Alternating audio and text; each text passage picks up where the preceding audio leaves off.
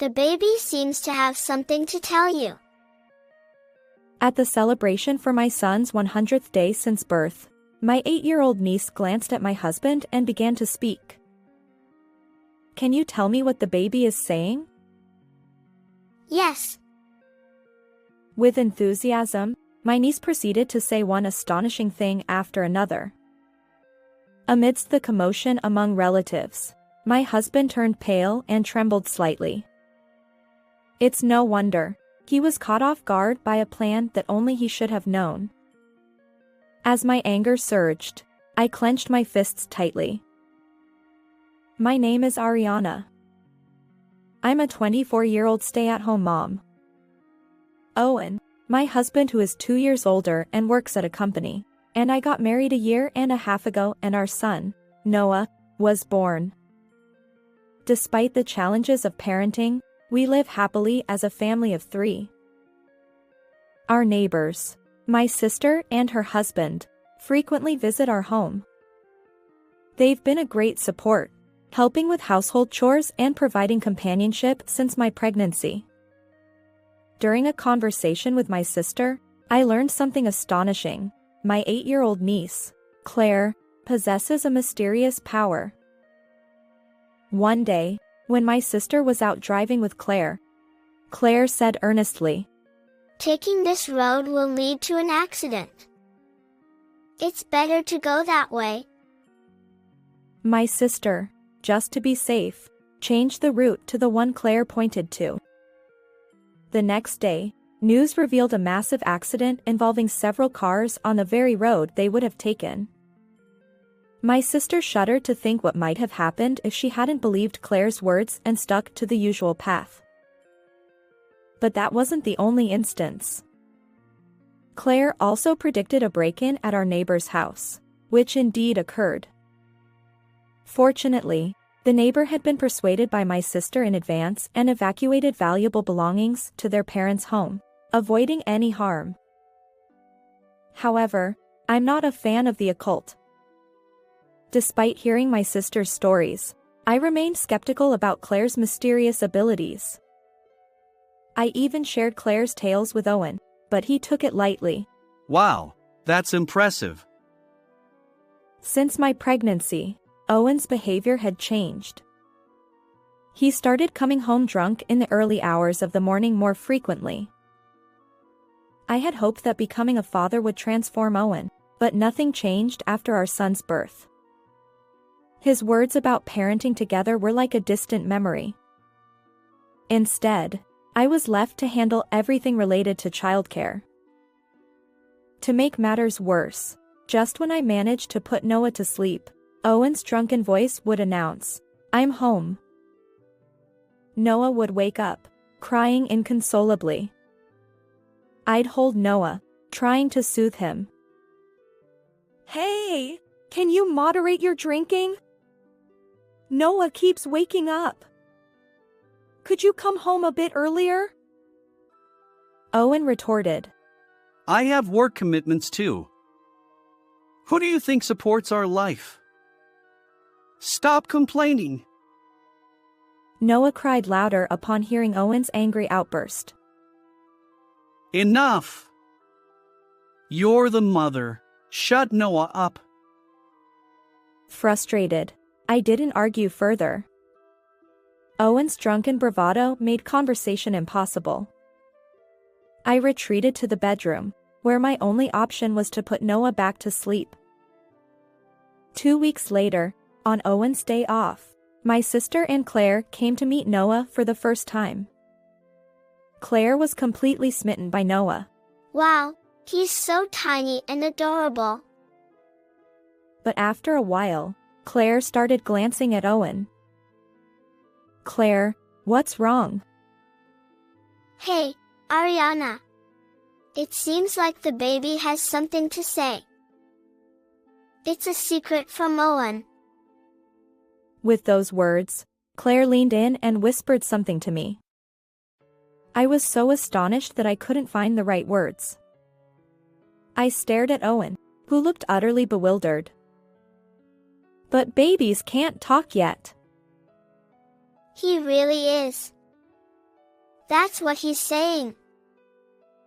But He wants you to be careful with his dad because he doesn't want to be away from his mom. I couldn't quite believe the unrealistic content of her message, but Claire's tear-filled eyes and serious expression made me curious. After my sister and Claire left, I asked Owen, "Is there something you're hiding from me?" Owen immediately denied it, speaking rapidly. Why are you suddenly asking that? Just curious. I'm not keeping any secrets, and there's nothing for you to worry about. Trust me. Okay, I understand.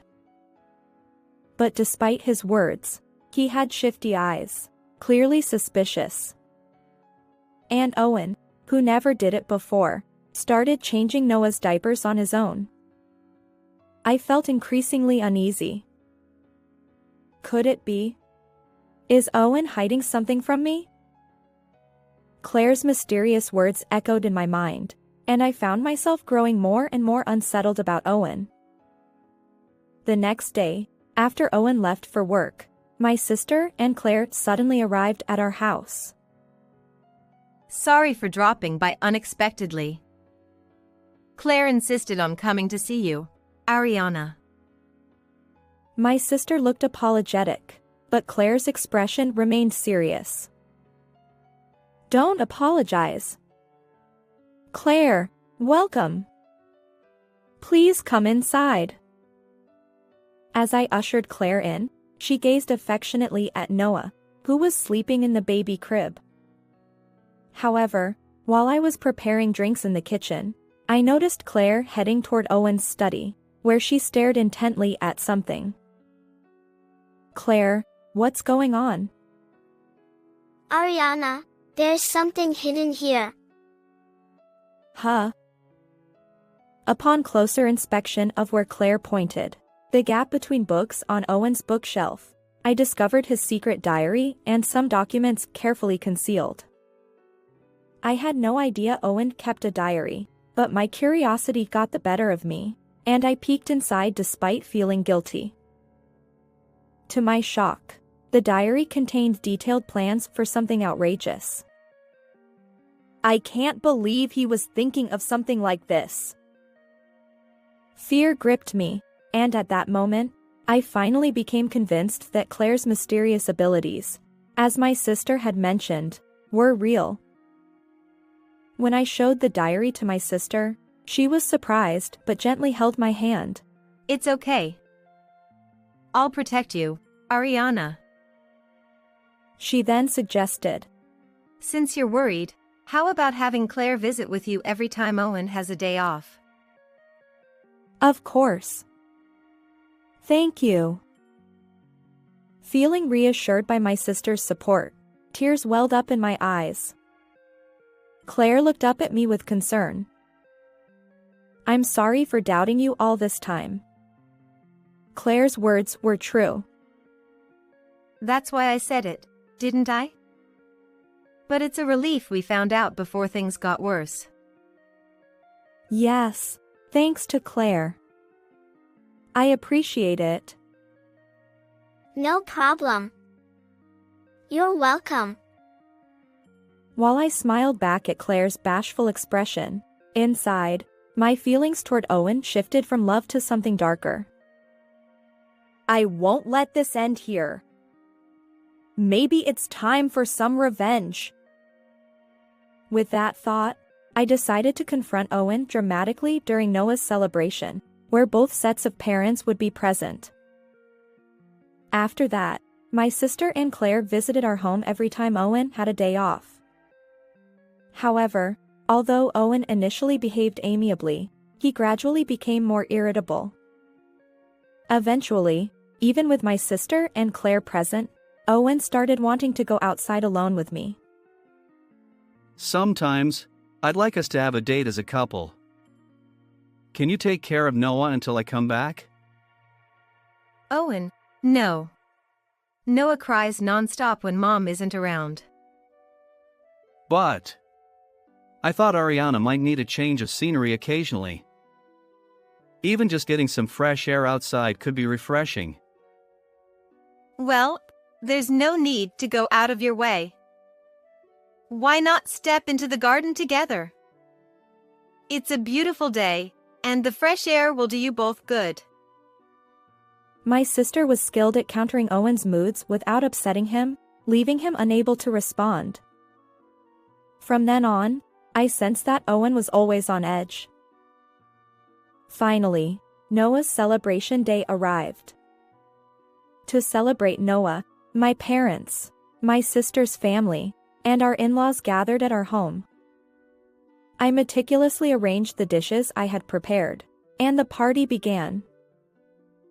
Noah, look this way. Oh, you are so cute. As Owen happily filmed a video, fully embracing his role as a doting parent, my father-in-law beamed. Owen, you're turning into a fine father. My mother-in-law nodded, her eyes welling up with tears. Noah was delighted, surrounded by everyone. After the party, we all had some drinks in a relaxed atmosphere. Amidst this, Claire sat silently, fixated on Noah without touching the food. Here, Claire, your favorite orange juice. My sister tried to distract Claire, but Claire didn't respond. I wondered if she sensed something. And then, at that moment, Does Owen like money more than Ariana? Claire's words directed at Owen silenced the previously lively room. Everyone stared at Claire, frozen in place. Claire, why would you say that? Because the baby told me. My sister and I exchanged glances, but the others remained utterly bewildered. Hey, Claire, Noah can't talk yet, you know? You shouldn't tell such lies. While grinning, Owen next to me playfully patted Claire's head, but she forcefully pushed his hand away. It's not a lie. The baby says, Dad is trying to push Mom off a high place to get money. Dad, me? No way. I wouldn't do something like that, right? Noah says, I love Mom, so stop, Dad. Everyone stared in shock. Among them, Owen visibly paled, his lips trembling. Enough! Stop making up ridiculous stories. Owen suddenly lost his temper, slamming the table. Claire's face tensed, and Noah looked like he might cry. I wanted to keep things pleasant until after the meal, but that's impossible now. I fixed Owen with a cold stare. You were bribing a woman, inflating company expenses. Huh? What are you talking about? I thrust the diary I found on the bookshelf in front of Owen, who was now sweating profusely. It's written right here. Don't tell me you won't admit it. It's about a subordinate at work. I'd never do something stupid like that. His strained smile and feeble excuses were met with beads of sweat on his forehead. And besides, invading someone's privacy by reading their diary is despicable.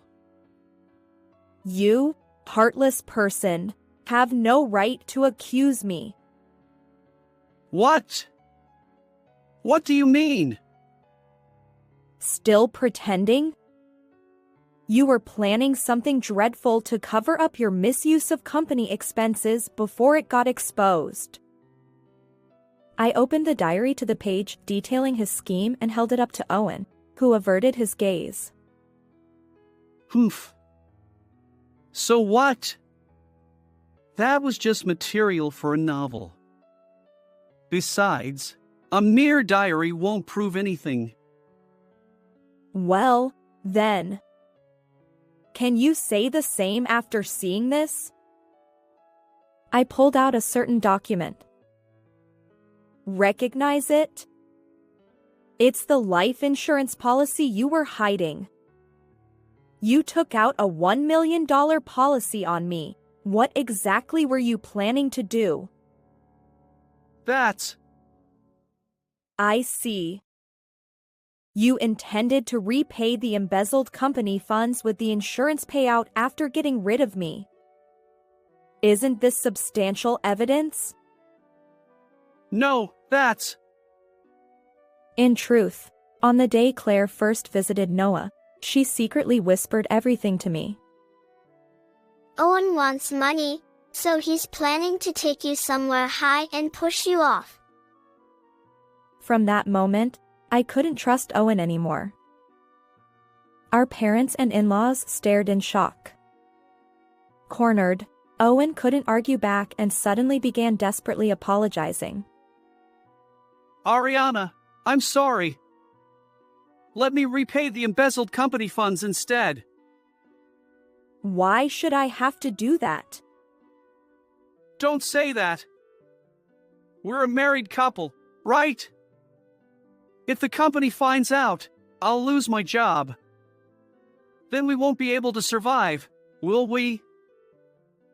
Owen, who had lightly regarded my life for his own sake. I regretted ever being with someone like him. I can't stay married to someone as terrifying as you. It's also bad for Noah. Let's get a divorce. I handed Owen a pre-filled divorce form, demanding $20,000 in alimony and $500 monthly child support. No! Noah is still so young. Divorce and paying such a huge sum, it's not a joke. Just stop complaining and sign the divorce papers already. Owen stomped his feet like a child, crying and protesting. His pitiful behavior made me nauseous. Suddenly, my father-in-law, who had remained silent until now, snapped. Owen! Cut it out! Perhaps he couldn't bear to witness Noah's father behaving so poorly. My father-in-law continued. You have no right to refuse divorce and alimony. Owen reluctantly signed the divorce papers. Afterward, my in-laws apologized to me repeatedly and dragged Owen out of the house. The next day, I submitted the divorce papers. Then, I contacted Owen's company and reported his misuse of company funds. Subsequently, Owen's wrongdoing came to light, and he was fired from the company. To pay alimony, child support, and compensation to the company, Owen had to sell our home and now works from morning till night, living on site. I considered reporting this to the police, but aside from what Owen had written in his diary, there was no other evidence. Instead, I chose to be grateful that Claire and Noah had prevented a disaster. Now, I'm back at my parents' house with Noah, enjoying peaceful days. My sister and Claire visit Noah almost every day. Noah says he's happy to be with Mom all the time. Hearing Claire's words, I smiled. As I watched Noah giggle, I vowed to continue showering him with love and protect him with all my might. How did you like this story? If you enjoyed it, please consider subscribing to my channel. Until next time. My name is Emma Smith, and I'm 30 years old. Utilizing my certification as a licensed psychologist, I work as an online counselor primarily from my home. My husband, Michael Williams, is also 30 years old and works for a fairly large pharmaceutical company. We met through work and have been married for 4 years. 2 years ago, Michael pleaded with me to remodel his mother's house so that we could create a home where we could live with his mother, Karen. Ever since losing his father 4 years ago, Michael has been quite attached to his mother and insisted on cohabitation. Ignoring my wishes, he began the remodeling project. Living with Karen was far from enjoyable during that time, but I endured her constant criticism while trying to make things work. To my surprise, I discovered that Michael was having an affair. To make matters worse, his mistress was pregnant. He promptly asked for a divorce. Determined to move forward after learning about his mistress's pregnancy, I knew I had to leave this house. I set a condition. Can I take everything I purchased? Yes, take it all. Michael, on the other hand, dismissed my belongings as dirty used items. True to his words, I moved out with all the furniture and appliances I had bought. As the preparations for my move were complete, Michael and Karen came to inspect. The scene they witnessed was an immaculate, empty space.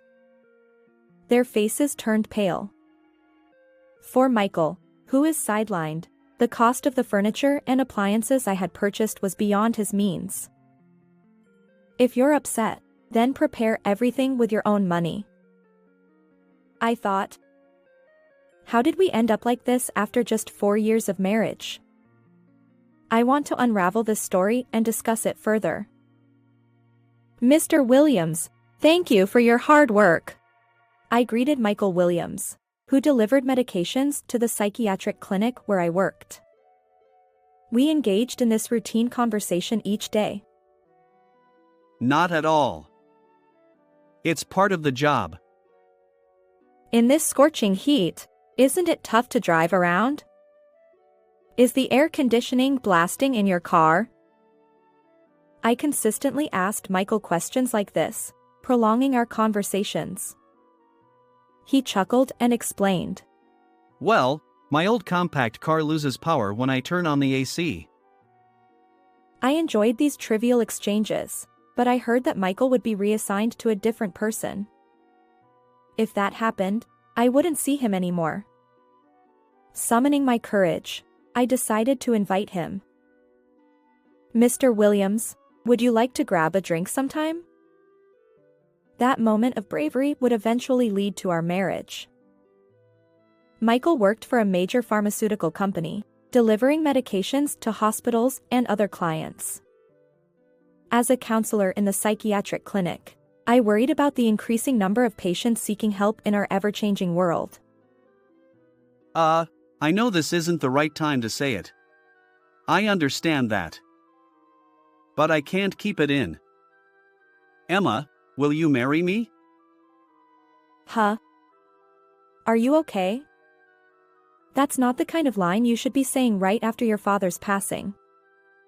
It's not like I'm expecting a romantic proposal, but now. Michael was deeply shocked by his father's death. Understandably so, his father, a carpenter, had tragically slipped and fallen on a job site. It was sudden. I regret that my dad won't get to see his grandchild. He loved children so much. And I don't want to leave any regrets for my mom. Emma, let's get married and create our own family. Although the proposal came from a place of vulnerability due to his father's passing, I felt genuinely happy. However, little did I know that I was about to embark on days of enduring the constant criticism from my eternal adversary, my mother-in-law. Oh, hello there. What's with keeping the curtains closed on such a beautiful day? Karen frequently barged into our apartment, which was just a 10-minute walk from her house. I understood her loneliness, but since she dined with us every evening and then returned home, I often struggled with meal planning. And Emma, you mentioned something about working from home, right? But earning a measly $70 doing odd jobs won't cut it. Instead of that, why not prepare more dishes for dinner? Mikey comes home exhausted every day. Karen had a habit of referring to Michael as a Mikey. Perhaps that's why both his relatives and neighbors also used the same nickname for him. Mom, what I do isn't quite the same as traditional piecework. You've probably heard of it, but nowadays, we can conduct meetings and classes online using computers. Haven't you come across terms like Zoom and online? Always belittling me like that. Emma, You're almost 30. You're a respectable lady. Karen never seems to grasp the concept of online counseling, no matter how many times I explain it. She stubbornly refuses to acknowledge anything she's unfamiliar with. She won't even consider learning something new. I choose to work from home because I don't want to neglect household chores. Forget about that. Why don't you hurry up and have a child? After all, that's your role, Emma. Your job is just listening to other people's problems. I could do that too. Stop acting all high and mighty. I'm home. Karen rushed to the entrance to greet Michael. Since her only son, Michael, lived with his parents until he married me, and now with his father gone, Karen must feel lonely. I understand that, but honestly, her frequent visits can be quite bothersome. Today, I made Hamburg steaks that Mikey loves with Emma. Don't worry, I've drilled into Emma the secret sauce recipe for the Williams family's Hamburg steaks. Emma used to think that mixing Worcestershire sauce and ketchup was enough for Hamburg steak sauce. Emma should learn proper cooking from Mom. Remember when we first got married? She'd put Worcestershire sauce on fried eggs. That's not normal. It should be salt. Emma's taste buds need some serious fixing. I haven't been having decent meals either. By the way, Mikey, you've lost weight since getting married, haven't you? I wanted to shout that it wasn't true. Lately, Michael had been a bit overweight, and during his company's health checkup, he was cautioned about high cholesterol levels. So, I've been mindful of calories and carbohydrates while preparing meals. Thanks to that, Michael had healthily shed some pounds. We'd been living this way for 2 years when one day, Michael dropped a bombshell. I'm thinking of remodeling my mom's house. It's quite old, you know. The plumbing is terrible, and it's sweltering in summer and freezing in winter. Despite not being in the countryside, the layout is inconvenient. So, I thought, why not remodel it and move in ourselves? Huh? Was I hearing correctly? He meant living with his mother, right? Paying rent for a place just 10 minutes from my mom's house seems ridiculous. If we're going to live there, we might as well renovate it for better comfort. Besides, we've talked about wanting our own home in the future. When we have kids, we'll need a nursery. And if we live with Mom, she can help take care of them, right? But where will the money come from? Remodeling the entire house won't be cheap. Is Michael planning to pay off a loan for it? There's a small inheritance left by my dad, so I plan to use that as a down payment. The monthly mortgage should be manageable for me. It'll likely extend until I'm 65. I wondered if this would work out. Since marrying Michael, I've been surprised by his relatively low salary.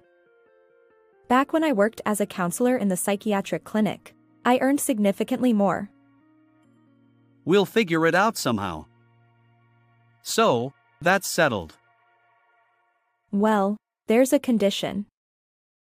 I want a dedicated workspace for my counseling. Online counseling? You only need a computer for that. Handling personal information requires a focused environment. Even though neither Mom nor you fully understand counseling, it's an incredibly sensitive job. People come to me desperately seeking help, hoping to break free from their current situations. Guiding them toward a better outcome is my mission. I can't approach it half-heartedly. Feels a bit like fortune-telling, doesn't it? Fortune-telling and counseling are completely different. Well, okay, I get it. Let's ask the designer. With those words, Michael's childhood home underwent a transformation. As the remodeling neared completion in a few weeks, Michael suddenly remembered. Oh, I forgot something crucial. The new house needs suitable furniture and appliances. I'll leave that to Emma, who has great taste. What? You're just springing this on me. I never agreed to that, I retorted. It was clear he had planned all along to have me foot the bill for furniture and appliances. His feigned surprise was poorly executed. I wanted to call him out on it. As the Williams family, we've poured everything we have into this remodel. You will be living in this house for a long time, so it's only fair you share the burden.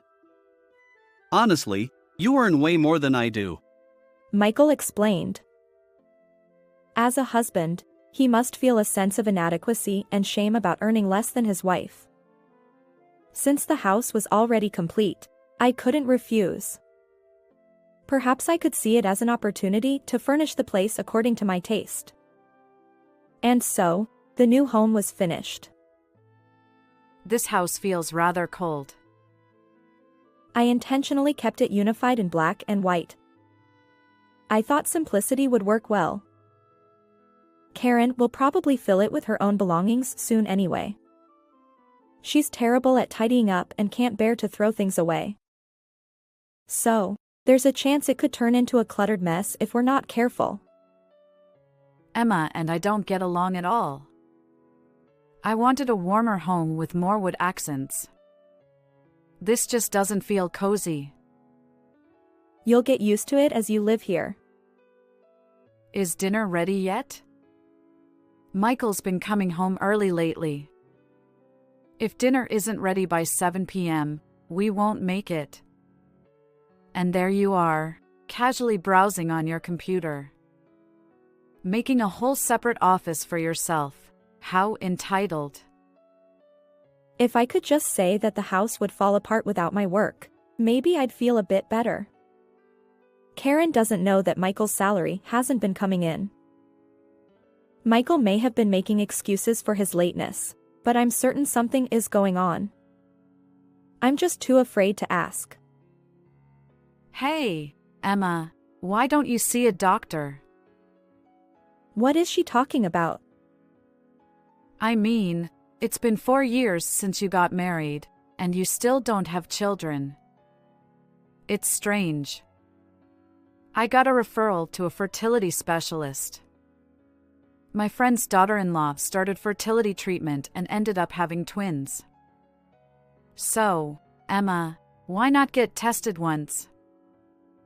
Well, then Michael should get tested too.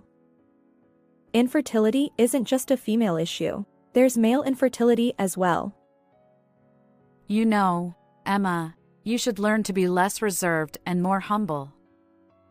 Listening to people's problems with that attitude is just a scam. You never know when you might get sued. This kind of exchange happens all the time. Karen should spend her time on hobbies or travel instead. Being home all day probably leads to these arguments. I'm thinking of giving my mom a trip as a gift. One night, Michael, fresh out of the bath, blurted out. Mom's turning 60. She looks young, but she's been experiencing various aches and pains. Has she been to the hospital recently? Oh, she went to the orthopedic clinic because of her back pain. She got some pain patches and dramatically wrapped herself in bandages. Please make a reservation at a restaurant in Chinatown for her 60th birthday celebration. And at that time, I want to give her a travel voucher worth $700. Why should I do it? She's not my mom. Surely she'd be happier if her beloved son prepared it, rather than some unwanted daughter-in-law. You often don't understand your position as a daughter-in-law. Just because you earn a little more than I do, you're not the ruler of this house. It's Mom. Arguing with Michael is always about Karen. If he's this much of a mama's boy, I might as well become a bystander. One day, amidst planning Karen's 60th birthday celebration, Karen returned home in a cheerful mood. She had been out for tea at a neighbor's house, and 6 hours had passed since then. Should I cook dinner tonight? Something good must have happened. She's so straightforward and easy to read. Karen busied herself preparing cheese fondue, waiting for Michael to return. Don't be surprised, Mikey. Samantha has come back. As soon as Michael arrived, Karen was excited at the doorstep.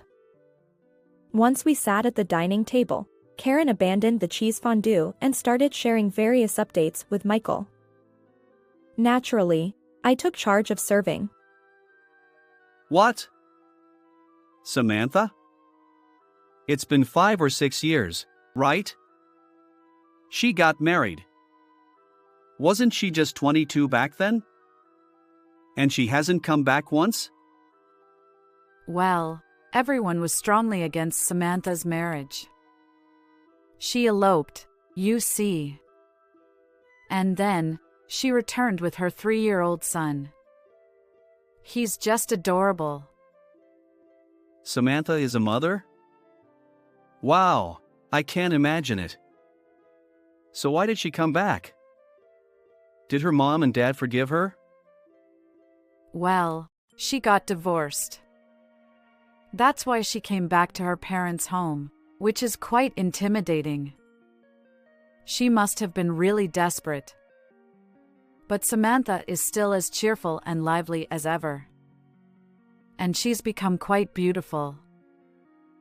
So, she'll be staying at her parents' home for a while? I'd like to meet her too. I told Samantha, if she'd like, come to visit with her son tomorrow. Samantha wants to meet Mikey's wife. Wow, I honestly thought it would be troublesome. I have no memories of that unfamiliar house, and now I have a mission to get along with the neighbors.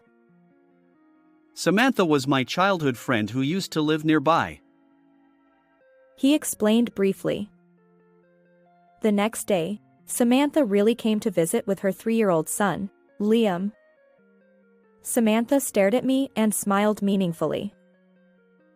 Emma, could you play with Liam a bit? Karen and Samantha were engrossed in chatting, leaving me to deal with the energetic Liam. It was honestly quite challenging. He ran around the house, got bored with the toys he brought, and gleefully doodled on our wallpaper. It still doesn't quite sink in that Samantha is a mother. You used to be such a crybaby. Enough, Mikey. What are you talking about? Samantha and Liam were naturally having dinner at our house. Of course, I was the one who cooked. From my perspective, Mikey getting married was surprising too. You never seemed interested in marriage. So, the fact that you got married means you must have been really smitten with your wife. Well, you know, it's partly for Mom's sake. I wanted to put her at ease. Plus, Dad passed away recently, and both Mom and I were feeling down. I thought having a family with marriage and children would be enjoyable. Despite not having much to talk about with me, 3 of them seemed to have endless conversations late into the night. I became Liam's guardian during this time. From then on, Samantha started visiting our house frequently. The challenge was that she often left Liam in my care. I still had counseling work to attend to. Excuse me. I also have work, so I can't watch Liam constantly. And while I'm working, please make sure Liam doesn't enter the room. I hear counseling pays well. Charging over $70 per hour per person. Seems like quite a ripoff, doesn't it? Just doing counseling for 5 people a day would make it $350. It's a good business. Guess having a college degree makes a difference. Samantha said it with a hint of sarcasm. Even though we'd only recently met, Karen was firmly on her side, so Samantha directed her sharp comments at me. Hey, Mikey, How about going to the aquarium together on your next day off? Liam really wants to go. Sure, Liam is quite attached to me. Gradually, Michael's time was increasingly spent with Samantha and Liam. At first, they used to go out with Liam as a trio, but lately, Michael leaves Liam with me and goes out with Samantha alone. Is it considered infidelity to go on a date with a childhood friend, bypassing his wife? Well, it's fine if you want to go out with Samantha, but could you take Liam along too? I conceded this much. You know I work from home, right? Running around, making noise, and entering rooms without permission, those things can be problematic given my profession. My work revolves around patients. Yuka hindrance. Maybe you should go work outside. You always use your job as an excuse. If it bothers you that much, why not quit? You don't need to work from home. The house isn't a workplace. If having family around is Is it okay? Even if I work outside? You said you wanted me to do at-home work that balances household chores and my job. I've never slacked off on housework, and I manage my work just fine. Ugh, you're so stubborn.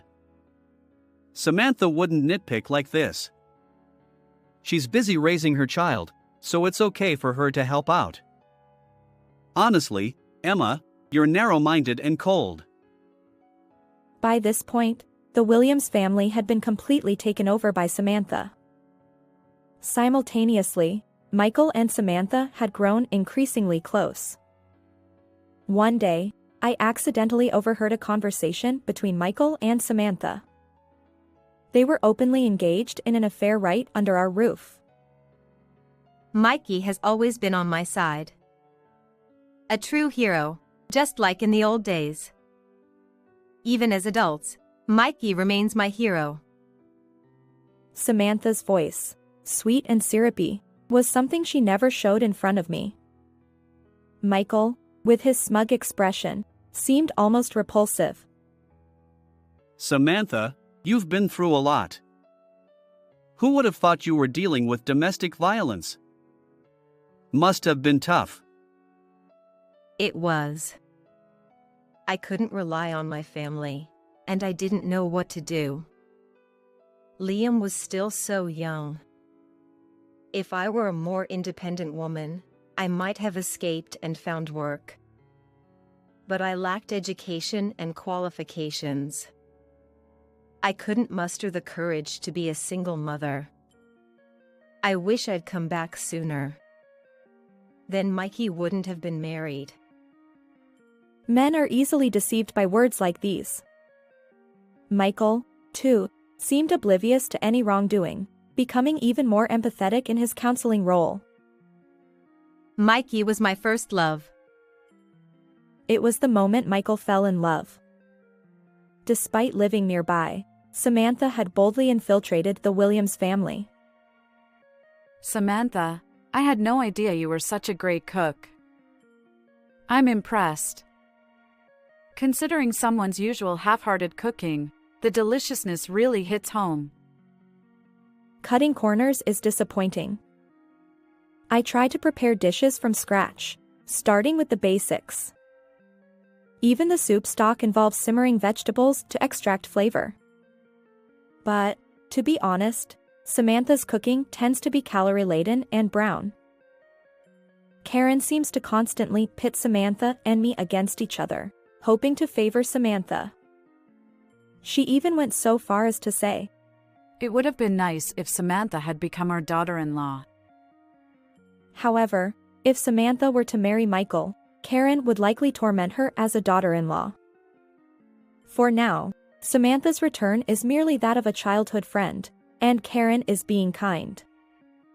Regardless of who Michael's wife is, Karen won't be pleased. Emma is intelligent, you know. I've heard that smart people tend to have difficulty conceiving. Exactly. She can't have children. At that point, she's disqualified as a wife. She always uses work as an excuse, but isn't it mostly household chores that Emma has to take care of? Mikey might get tired of Emma soon. Then, he'll turn to Samantha, just like that.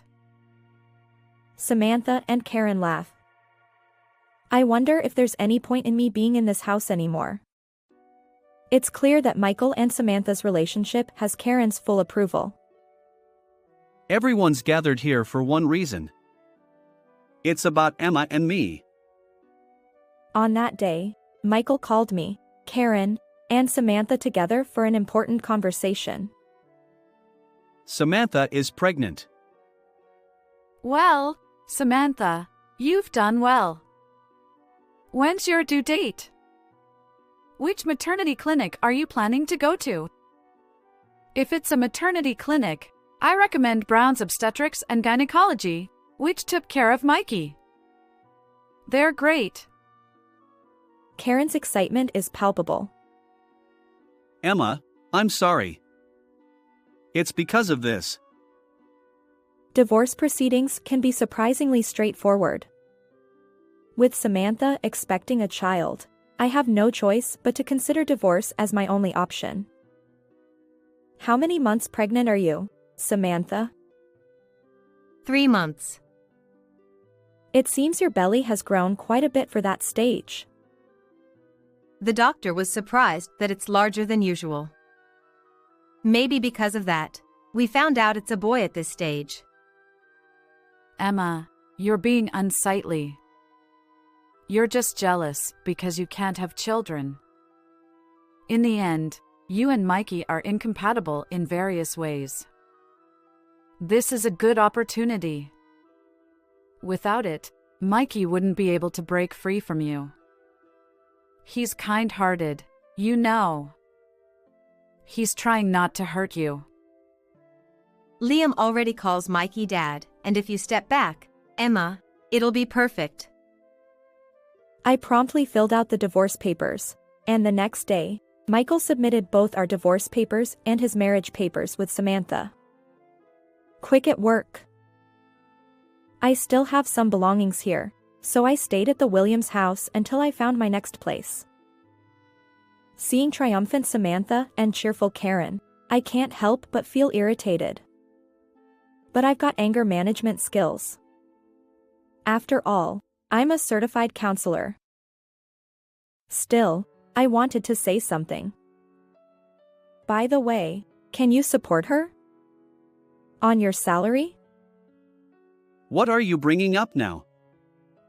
Money? What does money matter? Just because you have some income, you think you can belittle me. This woman always undermines me. Well, you did quit your job, didn't you? Or should I say you were forced to quit? Karen and Samantha looked at Michael with surprise. What do you mean, Mikey? I quit on my own terms. That idiotic company couldn't recognize my abilities. It's a toxic place, and leaving was the right choice. You've been a deadwood for quite some time now. A whole day without work, it's hell. Even if you get minimum wage for just sitting there. You made a big mistake at work, and they sidelined you. But even then, you never said a word to me or Mom. Was it embarrassing? That's none of your business. Well, it doesn't matter anymore since we're divorced. Samantha still wants to marry Michael, even in this situation. Samantha hesitated to respond. Perhaps she felt her guess was off the mark. From my perspective, Michael's mental state is quite fragile. The series of events at work might have traumatized him. Samantha, please understand and support Michael, who is struggling mentally. I don't think he'll be able to work for a while. Just my professional opinion as a counselor. It's none of your business. Samantha, Emma is just sore about losing Mikey and trying to drag him down. Emma, if you're only going to say things like that, pack up your things and leave, even if you haven't found your next place. Yes. I'll leave. And I'll take everything I bought. And so, this exchange leads back to the beginning. Michael, Karen, and Samantha look bewildered at the empty room. We'll figure it out somehow. We can buy furniture and appliances again. Hey, Mikey. Where's that money going to come from? Michael is getting defensive with Karen. Being too extreme, like taking everything, is not normal. That black and white mindset is one of your flaws. Say whatever you want. It doesn't matter to me anymore. Just keep playing nice. Why you keep picking on me? It's jealousy, isn't it? Embarrassing for a 30-year-old. What? I'm not jealous at all. After all, Samantha's child in her belly isn't Michael's. What are you talking about? Fabricating stories is dangerous. Well, how about a DNA test? That would clear things up. Maybe it's time you both realize that you're falling for Samantha's strategy. The child in Samantha's belly is from her previous husband. Samantha noticed her pregnancy after the divorce. But she didn't want to return to her abusive ex. When she was hoping someone would step up and be this child's father, she reunited with you, and you became the target. Michael, being the trusting soul you are, fell right into it. Michael and Karen's expressions changed. Samantha, however, remained unfazed. But the timing of the pregnancy matches. She can't possibly be lying about that. It must be my child, right? Well, if she says it was a premature birth, men wouldn't know. It seems you were well prepared. You married Samantha the day after our divorce, didn't you? And you even adopted Liam as your own. This is Samantha's ultimate goal. She played her cards right with the gullible man. Blood relation doesn't matter to me. Unlike Emma, Samantha doesn't look down on me, and she relies on me. For a man, that's not a bad thing. It's what makes a family's breadwinner. You're desperately defending Samantha, but good luck with your newfound fatherhood. It's not as easy as you think. I retreated from the Williams house after living there for 2 years. Michael, Karen, and Samantha rented a weekly apartment for the time being.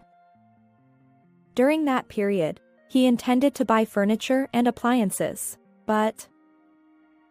I'm sorry, pathetic as it sounds, but I'll struggle with loan repayments going forward. What if we sell the house and use that money to buy a second-hand apartment? Liam is quite mischievous, and the child in my belly is also a boy. I don't like cramped spaces. In an apartment, you can hear children's footsteps, and complaints come from downstairs. Can't we somehow get a detached house? He managed to sell the Williams house, but it was sold for much less than its actual value. At this rate, they won't even qualify for a second-hand apartment, let alone a standalone house. So Michael and the others moved into a small public housing unit. Michael, traumatized, is struggling to find a new job. Meanwhile, Samantha gave birth. In the small house, Liam runs around, shouting, and the baby's cries echo through the walls. The Williams family has been completely taken over by Samantha's family. As for me, I've become a popular advice columnist for a magazine. Now, I've purchased my own apartment and set up a counseling room for face-to-face sessions. Thankfully, there's a waiting list for appointments. How did you find this story? Don't forget to subscribe to the channel. See you in the next video.